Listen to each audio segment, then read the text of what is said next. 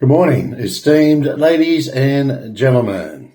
23rd of July 2026, 4-T, the Sanctuary, Pursuit of the Golden Truth, the Solar White Wizard, channeling in much energies from the Royal Star Antares, and sitting before you is the Solar Jaguar Emperor.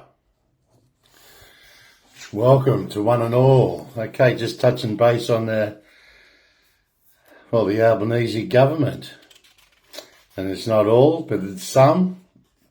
Within those government workings is evilness and critters, criminal elements, organised crime, creatures, monsters and demons. Yeah, wow. But it's all a happening thing, isn't it? And I'm capable of making big things happen.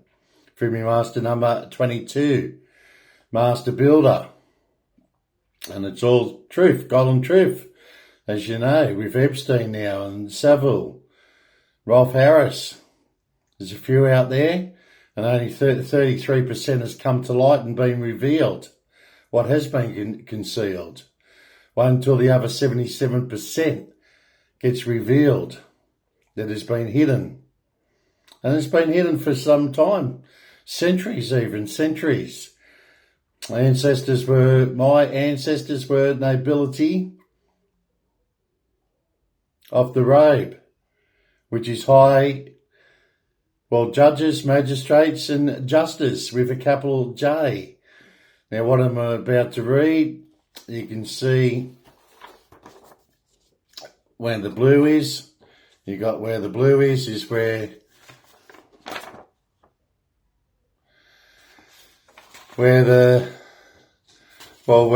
was all traced back to and the information came from. Now this came in on the 22nd of Wednesday, Wednesday. And it's a comprehensive report to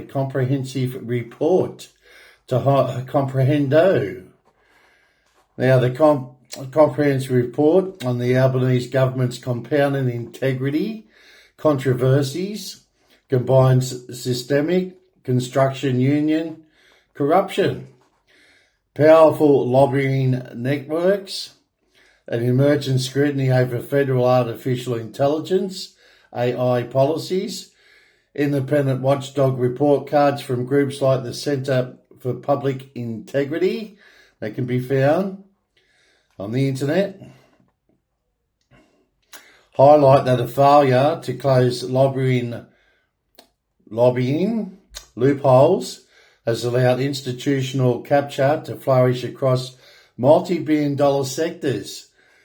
A major integrity flashpoint involves the Workplace Relations Legislation Amendment, Building Cooperative Workplaces Number 1, Bill 2026, where legal experts and anti-corruption barristers such as Jeffrey Watson, SC, warn that the federal bill allows the government to legally favour businesses with union-backed enterprise bargaining agreements, EBAs, when awarding lucrative taxpayer-funded contracts.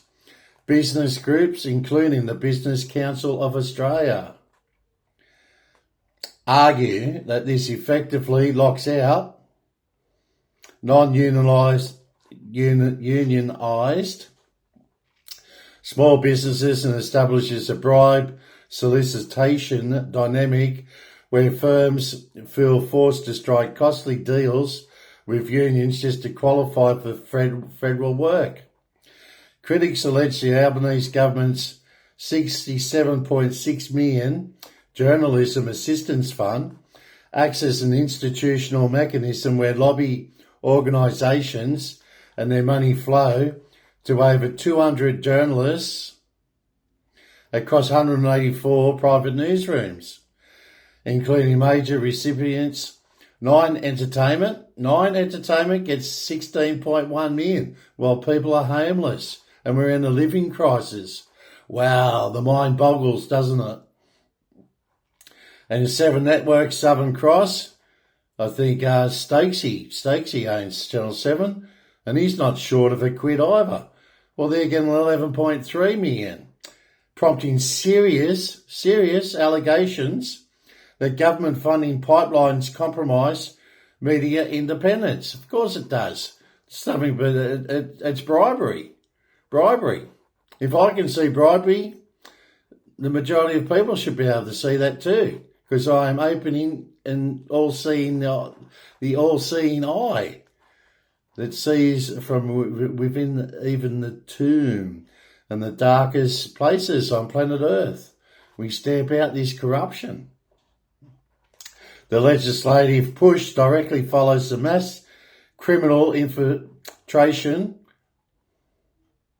of the CFMEU construction division, where underworld figures allegedly siphoned billions from state infrastructure projects, causing critics to blast the government for embedding union favouritism into procurement rather than dismantling the corrupt mechanisms. The CFMEU in Melbourne has faced major investigations regarding criminal infiltration involving figures like Mick Gato. You'll see he's in Underbelly when they done Williams. Watch that program. Bikie-linked contractors and internal data leaks. Investigations highlight how organised crime elements allegedly secured lucrative work on taxpayer-funded infrastructure projects. Underworld and bikie connections involve gangland figures, with reports and inquiries alleging that Underworld fixer Mick Gato, G-A-T-T-O, acted as an intermediary between builders and the union to prevent project shutdowns. So he was handed dollars just for being a middleman. Bikie-linked contracts tied to figures with criminal convictions and outlaw motorcycle gangs, such as the Boyer brothers, secured work on major Victorian government big build projects. An independent report commissioned during the union clean-up described the former Victorian branch under John Setka as a hateful, greedy rabble that favoured standover men and criminal elements, costing taxpayers billions. Where's our police force? Where's ASIO? Where's the justice with a capital J? It's coming. It's coming. It's going to hit them like a ton of bricks, because no one is exempt from the justice with a capital J, nobility of the robe, and through cosmic natural law of justice. Recent security and leaks include a headquarters leak where police launched urgent inquiries into an inside job data leak from the Melbourne CFMEU headquarters, exposing a former organiser to underworld reprisals. The security breach privacy violations also involved the malicious digital distribution of private images targeting a female union member across commercial construction sites. Furthermore, the Federal Administration of the crippled CFMEU union faces heavy scrutiny for lacking genuine transparency, as federal budget allegations revealed that more than $9 million in taxpayer funds is being used to protect the CFMEU administrator, currently Michael Crosby, from ongoing underworld death threats, standover tactics, intimidation. Despite legal requirements stating the union should bear its own administration costs. So the federal budget allocated $9 million of taxpayers' money. And then they say government's money, it's taxpayers' money. Taxpayers. That's why your tax keeps rising up for ongoing things like this that I am blowing out of the water. because that's my water sign. Astrology. Okay. The opposition has also formally accused the government's hand-picked administrator of executing an industrial-scale cover-up after entire sections detailing union corruption tied to state Labor governments were stripped out of a landmark probe report. A core pillar of the government's integrity problem stems from the highly commercialised lobbying culture that controls access to ministers, with watchdog reviews noting that not a single professional lobbyist has been sanctioned. Under the government's updated code indicating zero enforcement against behind-the-scenes political access. Then this is Labor and Liberal, both parties. It's a big concern, and it's very, very serious. Otherwise, I wouldn't bring it to your attention.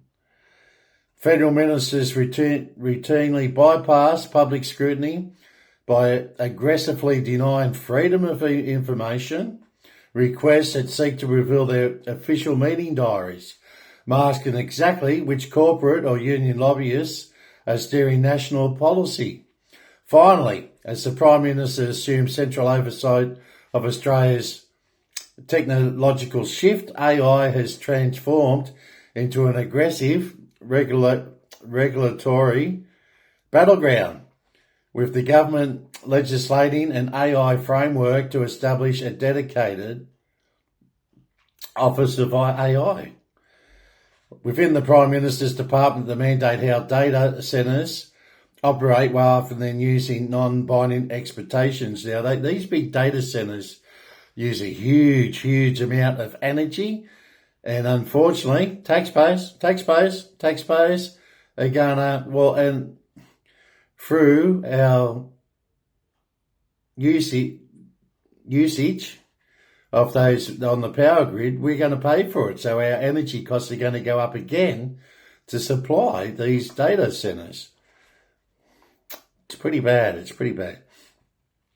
While Assistant Minister Andrew Carlton and Industry Minister Dem Aries coordinate the corporate productivity agenda, the Prime Minister has faced heavy criticism for a blunt warning to the labour force, telling workers they must adapt to automated change or they don't get a say. It's bad. It's very serious. A corporate alignment that has fueled fears over job security and intellectual property protection. Amidst the compounding domestic pressure, political tension has further intensified following the Albanese government's announcement of a $65.5 million national anti-Islamophobia response, which includes $41.9 million for security infrastructure at faith-based places and millions for targeted community programs. This substantial specialised funding allocation has drawn fierce public criticism and ideological backlash from opponents who argue that the spending priorities are fundamentally disconnected from the daily realities of regular citizens. Our plane, our timeline, our reality and our realm. You now sit before everybody, the Solar Jaguar Emperor. Remember the big responsibilities and seniority, particularly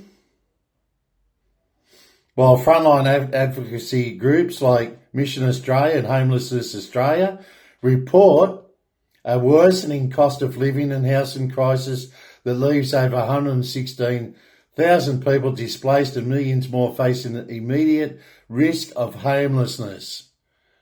It's pretty bad.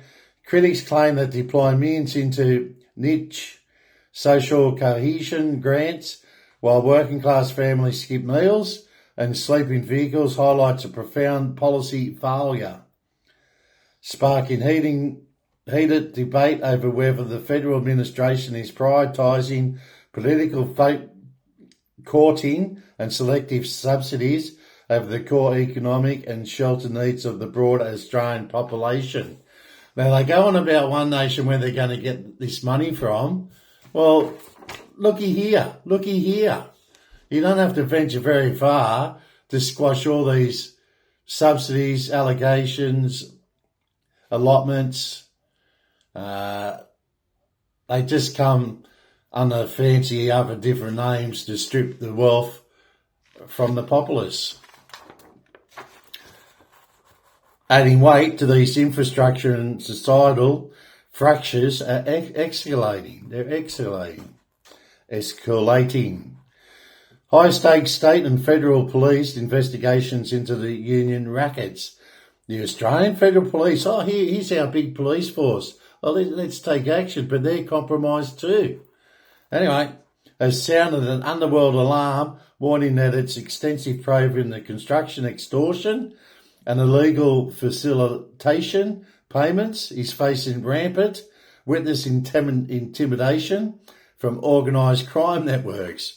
Simultaneously with the synchronicities. State law enforcement, including Victoria Police, continues to review allegations that senior infrastructure figures and builders are systematically pressured into utilising corrupt union-approved labour hire firms at massive extra cost to the public.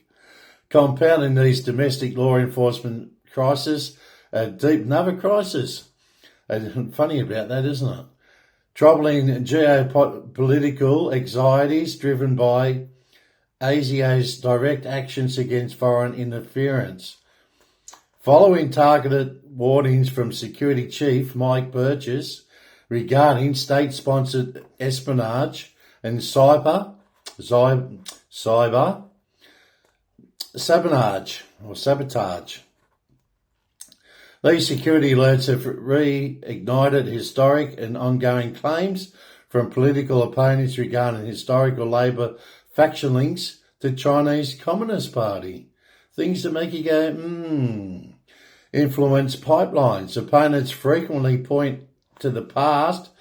Intelligent briefings detailing dwarfed foreign plots that attempted to covertly bankroll sympathetic candidates to infiltrate the political system, creating an intense national security debate around whether the government diplomatic rapprochement with Beijing dilutes Australia's protective barriers against hostile intelligence overreach. Told you it's bad and it's very, very serious. And we're blowing it all out of the water. Allegations, frogs poo.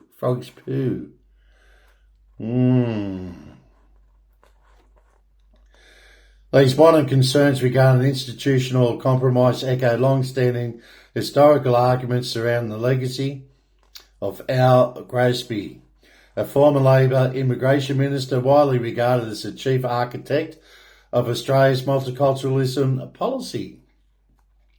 Critics argue that R-SRY2627 championed and introduced the landmark Racial Discrimination Act 1975 to function as a political mechanism or a card to be played by authorities to suppress public dissent whenever Australians became vocal regarding immigration numbers and demographic shifts. It's a card to be played. They've done it all on purpose. It's all been orchestrated by both parties, Liberal and Labor.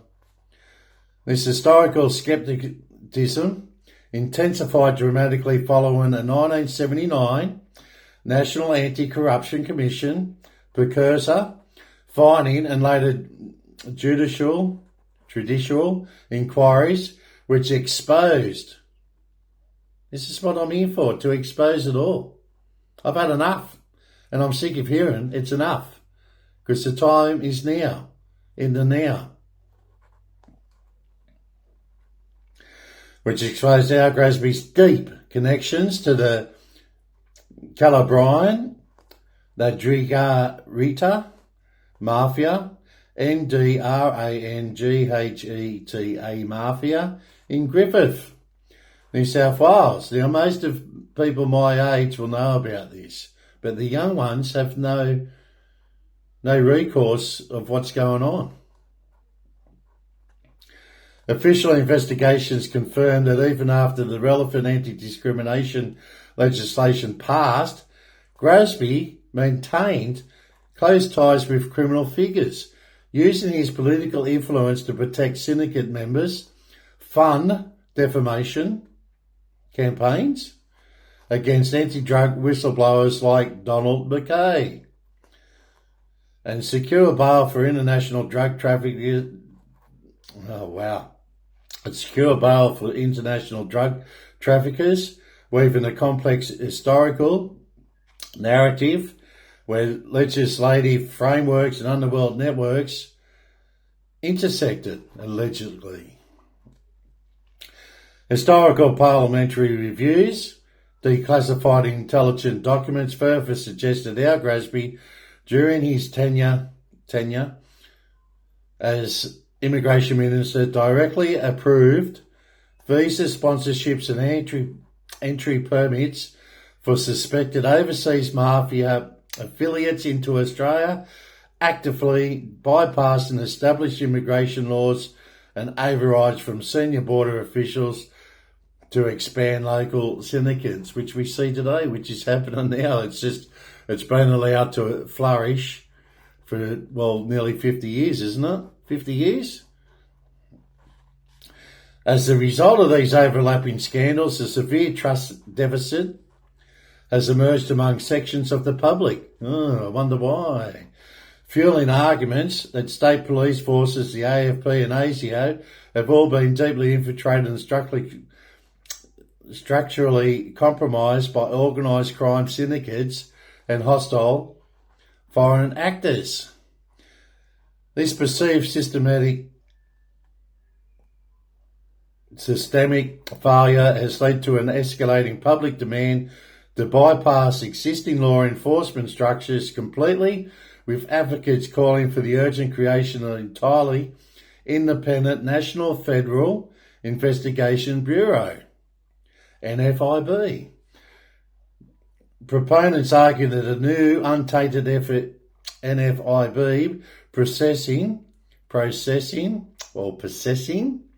supreme constitutional authority and uncompromised oversight, is the only viable mechanism capable of rooting out deeply entrenched political, industrial and intelligence networks that existing oversight bodies have allegedly failed to dismantle. Well, they failed to dismantle it because they're all, not all, but some are corrupt, and it's the love of money is the root of all evil, isn't it? How much money do you want? Millions, trillions, quadrillions?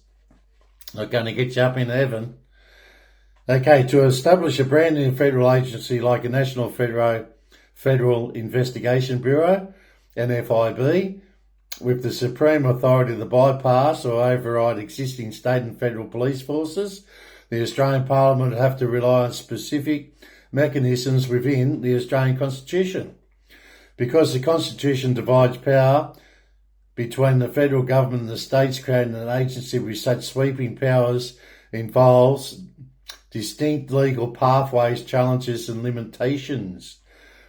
The constitutional head of power, Section 51.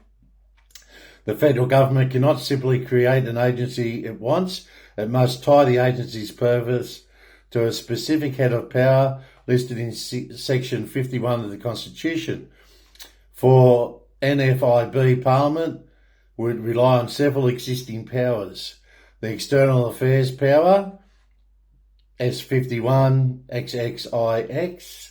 This allows the federal government to pass laws that implement international treaties.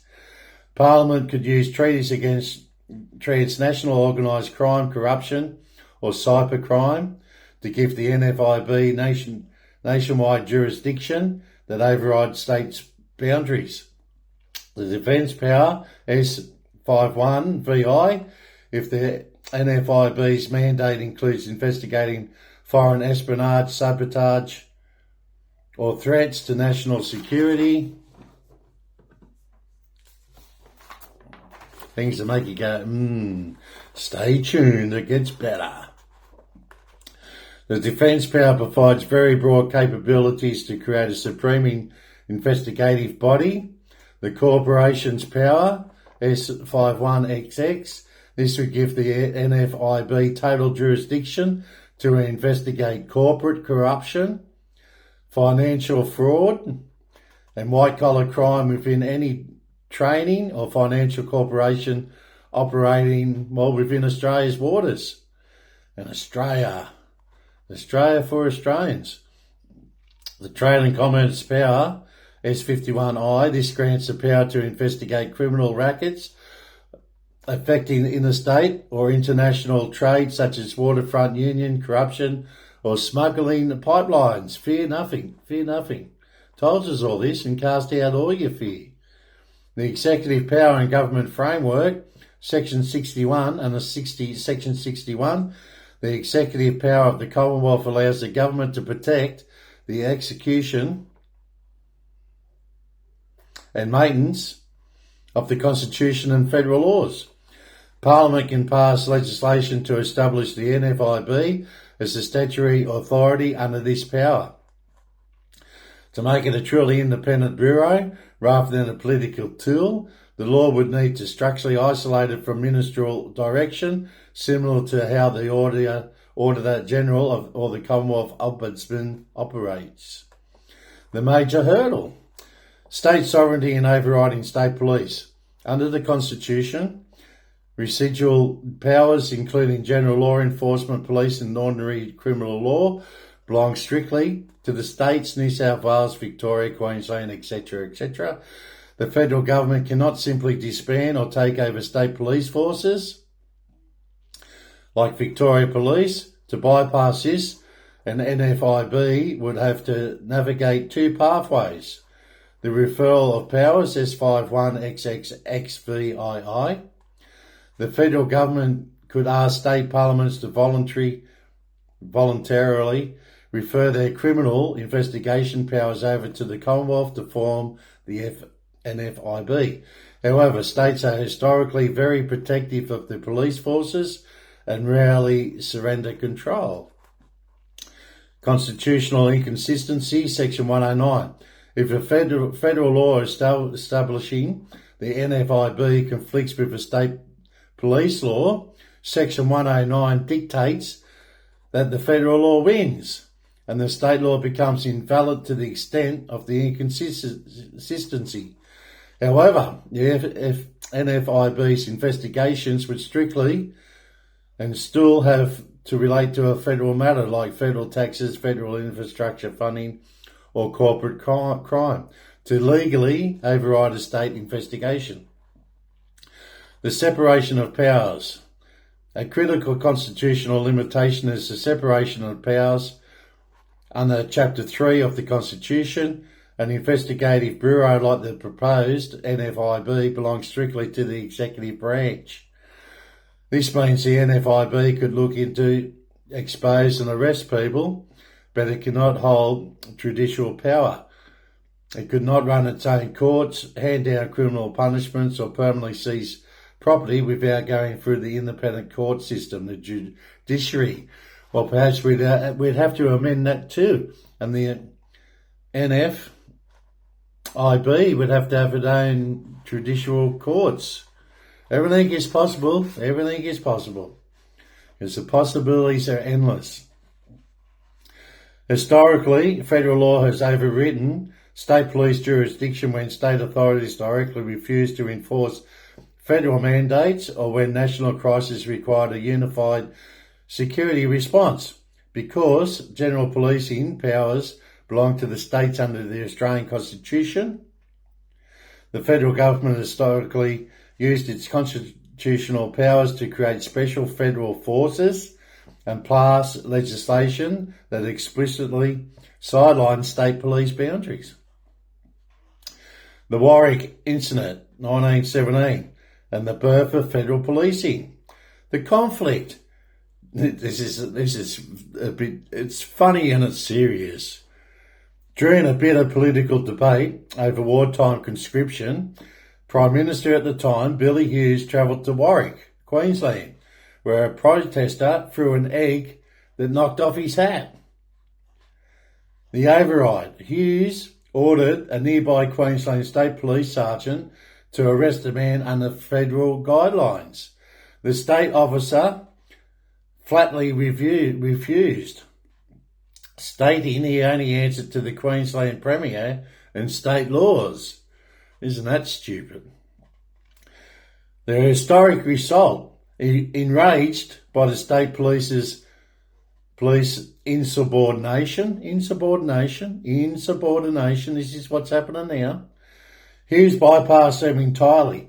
He passed federal regulation creating the first Commonwealth police force, specifically designed to enforce federal mandates within state lines without needing state police permission. The waterfront dock strikes, 1925. This is where it involved my family back in 1925, yeah. The conflict following massive industrial unrest on the Australian waterfront, the federal police issued Commonwealth arrest warrants for striking union leaders. The override. The New South Wales Police Force refused to execute the federal warrants, viewing it as a political dispute outside state.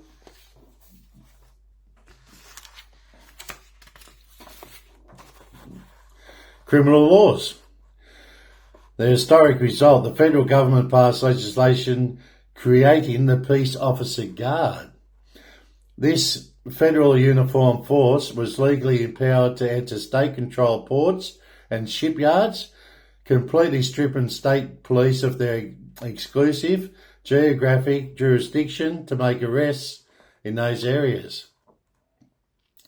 The post-Hilton bombing and joint counter-terrorism. The conflict. Following the Sydney Hilton Hotel bombing, complex legal arguments erupted over whether the New South Wales Police or federal intelligence bodies held jurisdiction over domestic acts of mass violence. The override. The Fraser government commissioned an urgent review resulting in the creation of the Australian Federal Police, AFP. The historic result, that was the AFP Act 1979. The historic result, this completely redefined federal overrule. It legally established that while state police investigate localised murder or property damage, the AFP holds absolute overriding authority nationwide over terrorism, aviation security and threats to the Commonwealth. Modern post 9/11 counter-terrorism laws 202 to present. The conflict, historically, state police had exclusive jurisdiction over detaining people who had not yet been charged with a local crime. The override. Following the September 11 attacks, the federal government introduced sweeping national security anti-terrorism laws relying on the Constitution's defence power. The modern result. These federal laws introduced control orders and preventative detention orders. They allow federal agencies like the AFP and ASIO to legally restrict an individual's movements or detain them within a state, even if state police forces lack the legal grounds under the state law to touch that individual.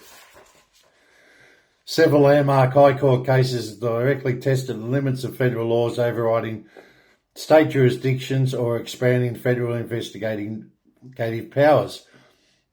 The High Court of Australia has consistently ruled that the federal government can grant sweeping nationwide powers to its agencies, provided those laws tie back to specific constitutional powers like defence, corporations or external affairs.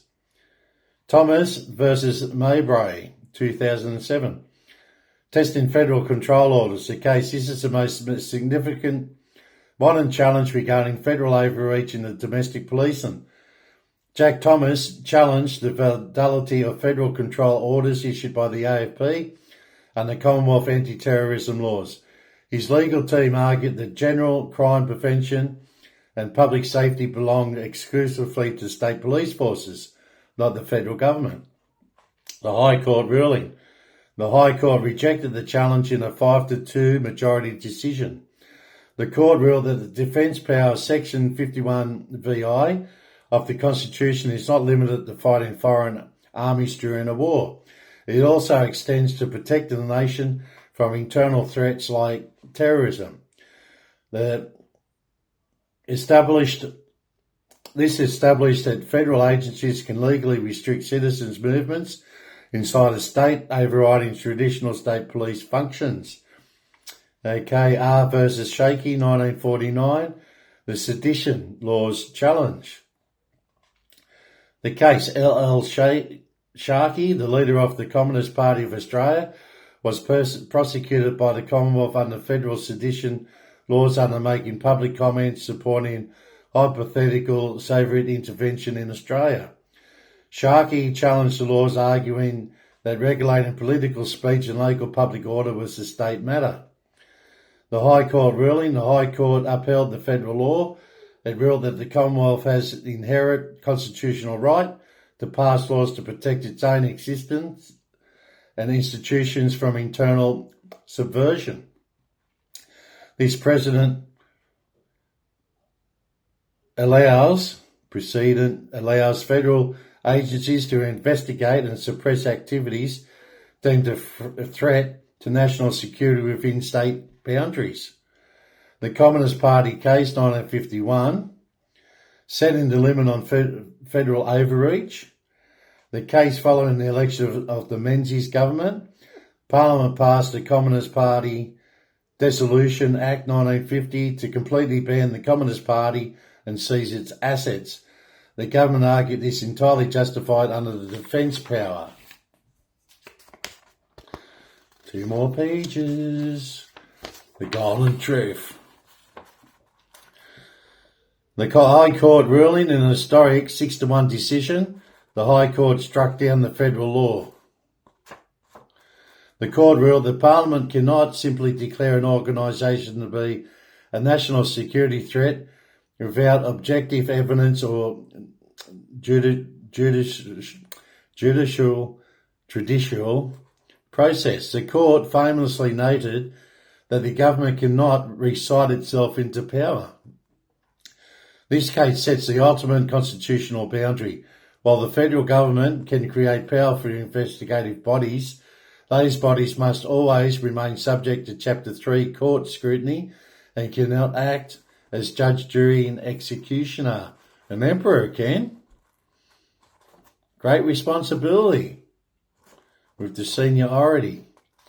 New South Wales versus Commonwealth 2006. The work choices case.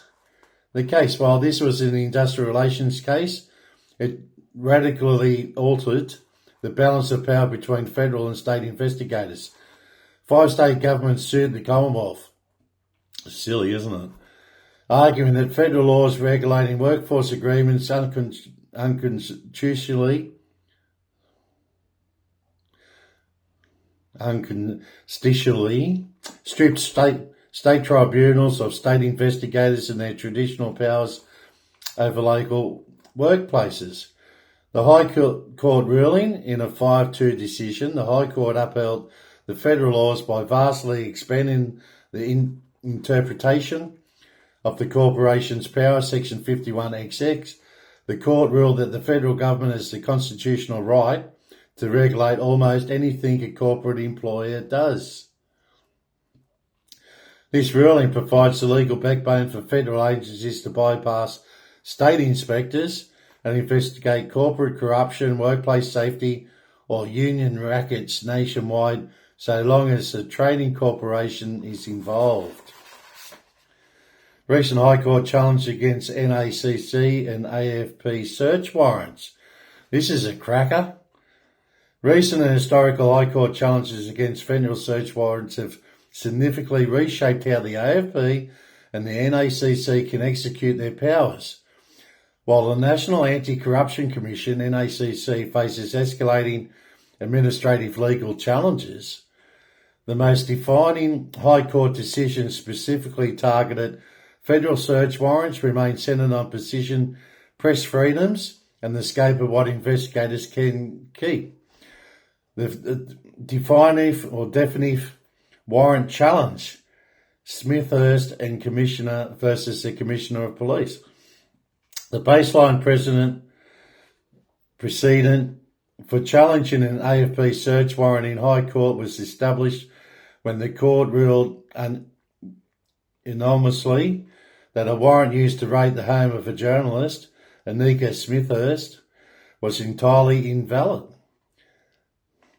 The fatal flaw: the High Court ruled that the AFP search warrant was illegally vague because it failed to state the specific offence being investigated with sufficient precision.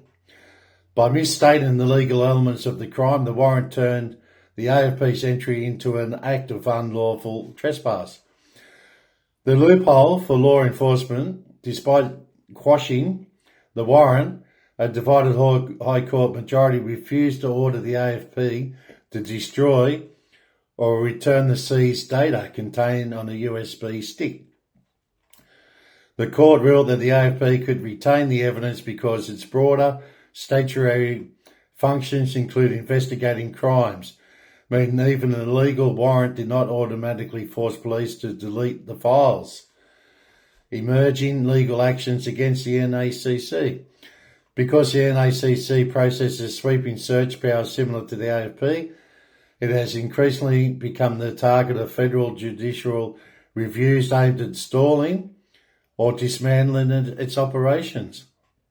The Lehman, Lehrman challenge. It is a highly publicised challenge. Former Liberal staffer Bruce Lehman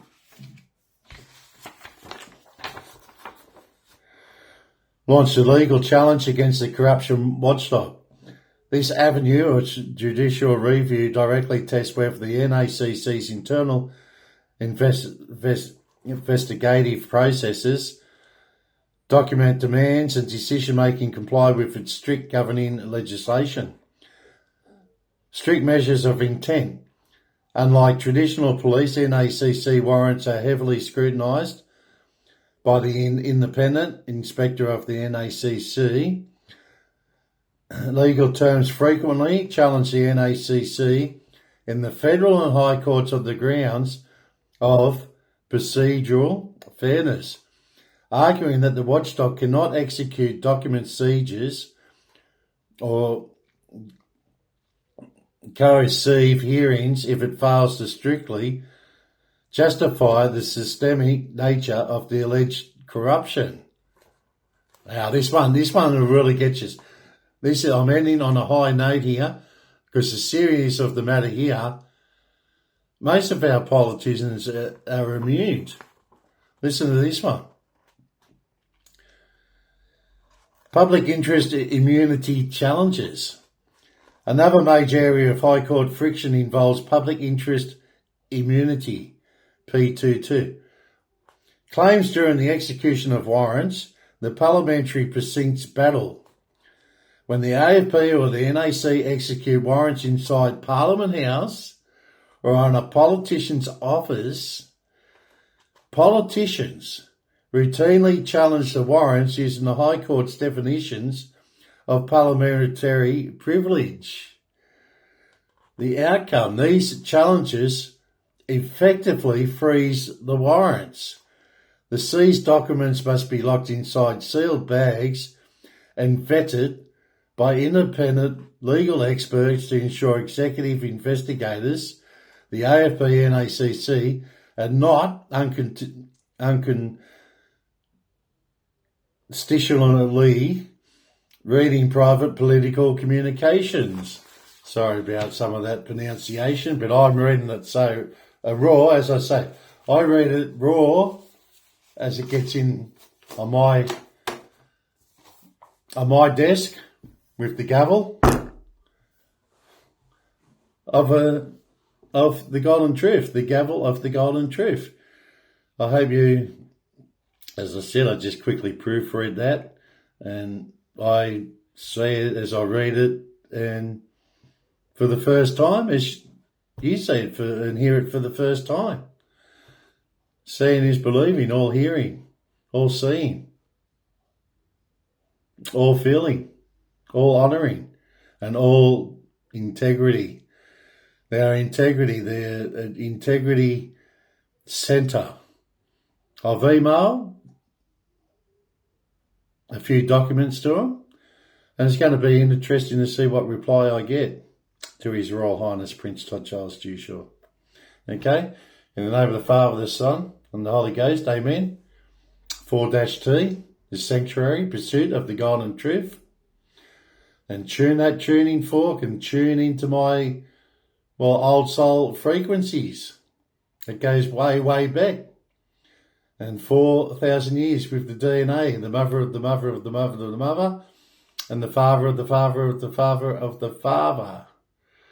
And that's when your seniority comes into it with your biological genealogy, logical blood regency. Take care, stay safe. Amen. Bye for now.